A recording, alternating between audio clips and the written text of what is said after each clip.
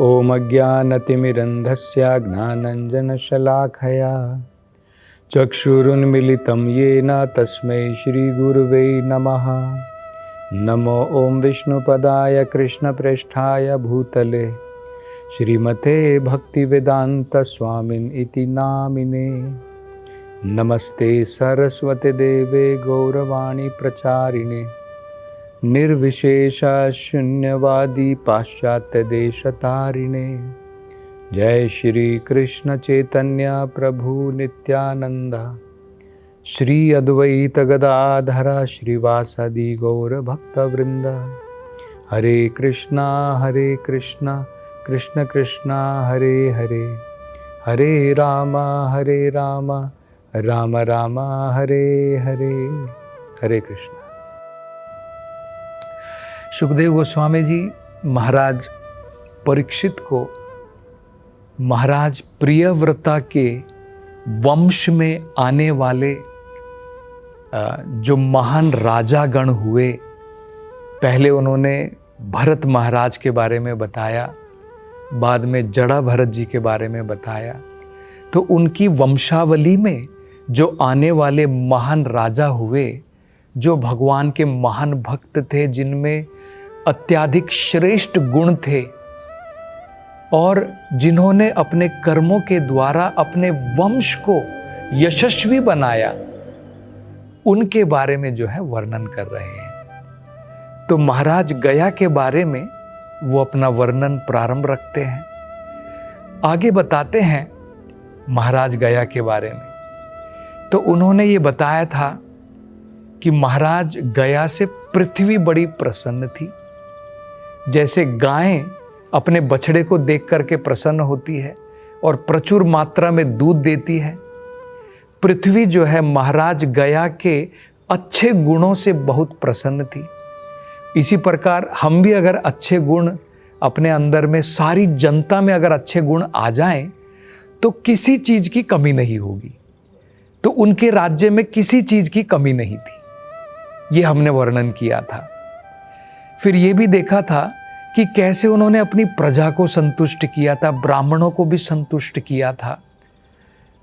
प्रचुर मात्रा में वो दान पुण्य करते थे, अनेकों प्रकार के धार्मिक अनुष्ठान कराते थे, जिसके कारण जो है सारे ब्राह्मणगण बड़े संतुष्ट थे उनसे। इतने संतुष्ट थे कि अपने पुण्य का 1/6 भाग वो हमेशा तैयार रहते थे महाराज गया को प्रदान करने के लिए। क्षत्रिय गण जो अन्य राजा थे, उनको भी पता था कि अगर महाराज गया हमारे ऊपर युद्ध भी कर रहे हैं, अनुशासन भी कर रहे हैं, तो वो धर्म की स्थापना मात्र के लिए है। वो भी असंतुष्ट नहीं थे, वे भी संतुष्ट थे। वैश्य भी इसी प्रकार से संतुष्ट थे, उनकी मधुर वाणी के कारण और उनके बढ़िया व्यवहार के कारण। और शूद्रों को वो सभी प्रकार का दान देते थे और खासकर भगवान का प्रसाद बड़ी मात्रा में जो है उनमें बांटते थे। अब आगे सुखदेव गोस्वामी जी कहते हैं कि महाराज गया से इस धरती के लोग मात्र नहीं, देवतागण भी बहुत प्रसन्न थे। देवतागण भी प्रसन्न थे। यहां तक कि वो कहते हैं स्वर्ग लोक के राजा इंद्र वो धरती पर आते थे। स्वर्ग लोक में भी सोमरस की प्राप्ति होती है, लेकिन खासकर महाराज गया जब यज्ञ करवाते थे, उसमें जो सोमरस होता था, उस सोमरस का पेय करने के लिए, उसको पीने के लिए राजा इंद्र भी स्वर्ग लोक से धरती के ऊपर आते थे। अन्य देवतागण भी आते थे, मतलब देवतागण भी प्रसन्न थे। भगवान विष्णु, जिनको यज्ञेश्वर कहा जाता है, जो यज्ञ के ईश्वर हैं, जो यज्ञ के भोक्ता हैं, वो भी अत्यंत संतुष्ट रहते थे। भगवान विष्णु के बारे में बताया कि भगवान विष्णु तो हमेशा संतुष्ट हैं, सबके हृदय में विराजमान है और भगवान आत्माराम है, हमेशा भगवान संतुष्ट हैं। लेकिन फिर भी व्यक्तिगत तरीके से महाराज गया के यज्ञ स्थली पर भगवान विष्णु प्रकट होते थे। प्रकट होकर के वहां पर महाराज गया से व्यक्तिगत रूप से कहते थे, मैं तुम्हारे व्यवहार के द्वारा, मैं तुम्हारे कार्यकलापों के द्वारा, तुम्हारे गुणों के द्वारा अत्यंत संतुष्ट हूं। तो ये बड़ा ही अनोखा जो है वर्णन कर रहे हैं शुकदेव गोस्वामी जी महाराज गया के बारे में। वेदों में कहा है, शुकदेव गोस्वामी जी ये बता रहे हैं कि वेदों में कहा है कि अगर भगवान संतुष्ट हो जाते हैं, यस्मिन तुष्टे जगत तुष्टम, अगर भगवान विष्णु संतुष्ट हो गए, सारा जगत संतुष्ट हो जाता है। मतलब अलग अलग से सारे प्राणियों को संतुष्ट करना, इतने सारे लाखों लाखों देवतागण है, 33 करोड़ देवतागण है, उनको अलग अलग से संतुष्ट करना, इतने सारे प्राणी हैं, इतनी सारी योनियां हैं, 84 लाख योनियां हैं, इतने सारी योनियों को संतुष्ट करना, पेड़ हैं, पौधे हैं, ऋषिगण हैं, बहुत सारे जीव हैं भौतिक संसार में, सबको अलग अलग संतुष्ट करना अत्यंत कठिन है। लेकिन यस्मिन तुष्टे, अगर हम भगवान को संतुष्ट कर दें, जगत तुष्टम, सारा जगत जो है संतुष्ट हो जाता है। ये हमें आना चाहिए, ये तरीका, ये कला हमें सीखनी है कि अगर मैं सबको संतुष्ट अलग अलग से करूं बहुत मुश्किल है, लेकिन अगर मैं भगवान विष्णु को संतुष्ट कर दूं, सब संतुष्ट हो जाएंगे। आपको महाभारत में ये कथा पता होगी, यस्मिन तुष्टे जगत तुष्टम। इसका एक बड़ा महत्वपूर्ण उदाहरण महाभारत में स्वयं है। दुर्वासा मुनि जो हैं, दुर्योधन ने दुर्वासा मुनि की बड़ी अच्छी खातिरदारी की, उनका स्वागत किया, उनको खुश कर दिया, प्रसन्न कर दिया। दुर्वासा मुनि ने कहा, दुर्योधन क्या चाहिए बताओ, मैं तुम्हें देने के लिए तैयार हूं। दुर्योधन ने कहा, महामुनि जब समय आएगा तब मैं आपसे वो वरदान मांगूंगा, अभी मुझे कुछ नहीं चाहिए। तो दुर्वासा मुनि चले गए। अब देखिए दुर्योधन ने इसका प्रयोग कैसे किया। जब पांडवों को वनवास हो गया था, उनको पता था दुर्वासा मुनि अगर असंतुष्ट हो गए किसी से तो वो उसका जो है सर्वनाश कर सकते हैं। जैसे अगर एक साधु महात्मा किसी से संतुष्ट हो जाता है, किसी को आशीर्वाद दे सकता है, तो किसी को असंतुष्ट होकर के शाप भी दे सकता है। तो ये दुर्योधन को पता था।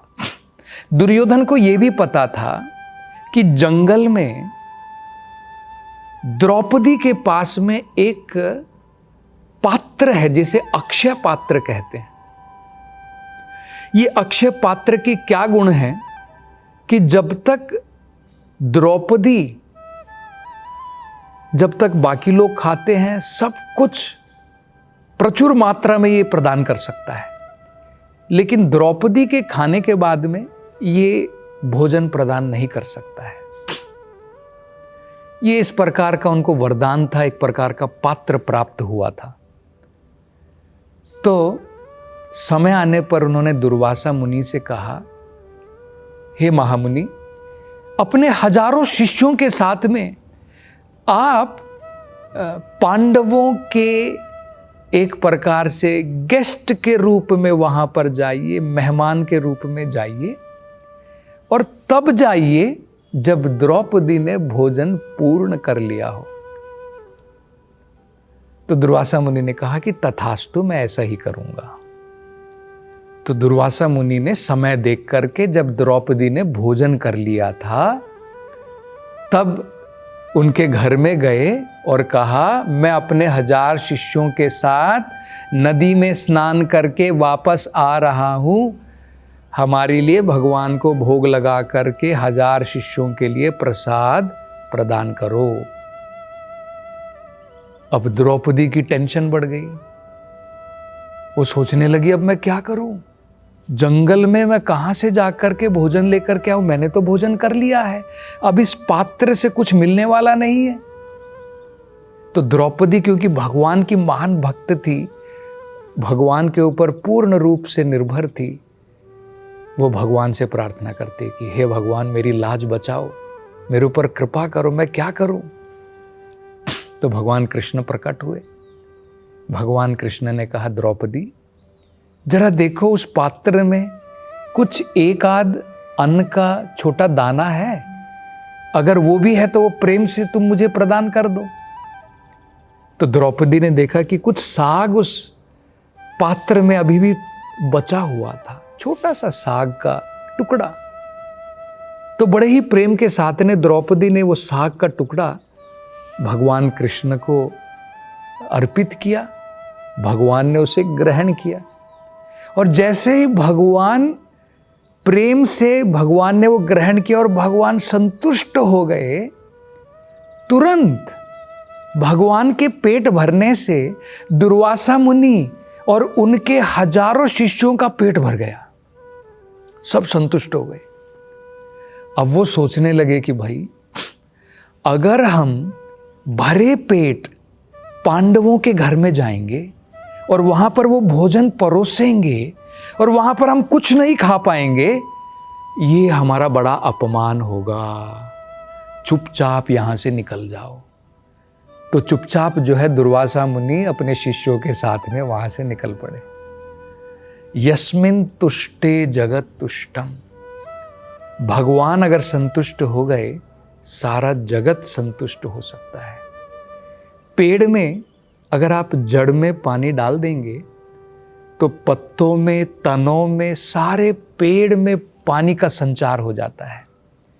पेड़ की जड़ों में खाद डाल दीजिए, सारे पेड़ के अंगों में जो है, जो भी उसको चाहिए खाद्य पदार्थ, सब कुछ जो है संचरित हो जाता है। भगवान इस संसार की जड़ हैं। अगर भगवान को हम संतुष्ट कर दें, सारे प्राणी, मनुष्य हो, ब्राह्मण हो, देवता गण हो, पशु है, पक्षी है, पेड़ है, पौधे हैं, सब संतुष्ट हो जाते हैं।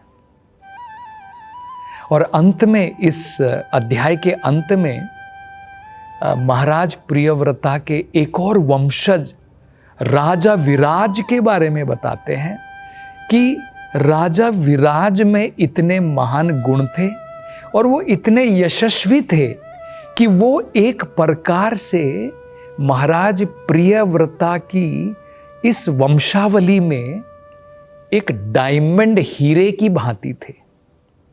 और उदाहरण देते हैं, जैसे भगवान कृष्ण जो हैं, यदुकुल, उनके कारण, भगवान कृष्ण के जन्म लेने के कारण यदुकुल जो है इतना यशस्वी है। आज हम लोग कहते हैं ना यदुकुल, यदुकुल किस लिए इतना यशस्वी है? क्योंकि इस कुल में भगवान कृष्ण ने जन्म लिया। अब देखिए, चंदन तो कहीं पर भी उगता है, लेकिन मलय का चंदन बहुत फेमस है, क्योंकि चंदन वहाँ का जो है बड़ा ही विशेष है, उसको मलय चंदन कहते हैं।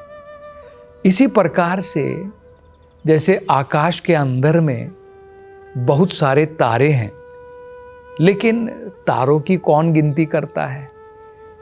एक सूरज, एक चंद्रमा जिस प्रकार से सारे संसार को रोशन कर देता है, इसी प्रकार से हमारे वंश में आने वाला एक भी कोई पात्र, हमारा पोता हुआ, पड़पोता हुआ, हमारा बेटा हुआ, वो अगर अच्छे गुणों के द्वारा, अपने अच्छे व्यवहार के द्वारा यशस्वी हो जाता है, तो पूरे के पूरे कुल का नाम रोशन करता है।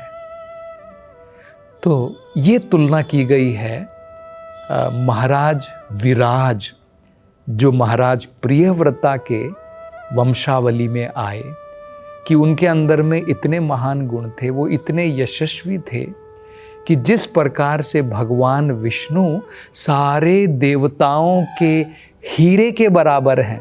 जैसे माला में बहुत सारे मोती हैं, लेकिन उसमें जो सुंदर रतन होता है, उसके द्वारा सारी माला सुसज्जित हो जाती है।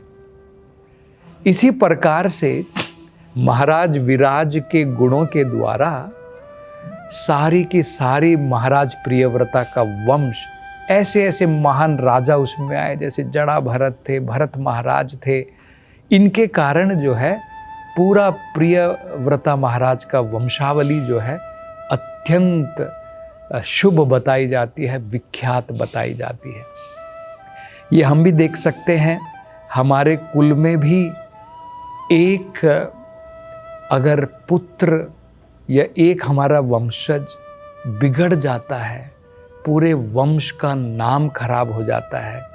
और उसी प्रकार से अगर एक भी अच्छे गुणी वाला व्यक्ति हमारे वंश में आता है, उसके द्वारा सारे वंश का यश जो है बढ़ जाता है, फैल जाता है। तो इस प्रसंग के साथ में शुकदेव गोस्वामी जी महाराज प्रियव्रता के बारे में, उनकी वंशावली के बारे में जो बता रहे थे, उसका वो यहाँ पर अंत करते हैं। और आगे हम भागवत के अगले अध्याय का वर्णन अगली कथा में करेंगे। हरे कृष्णा।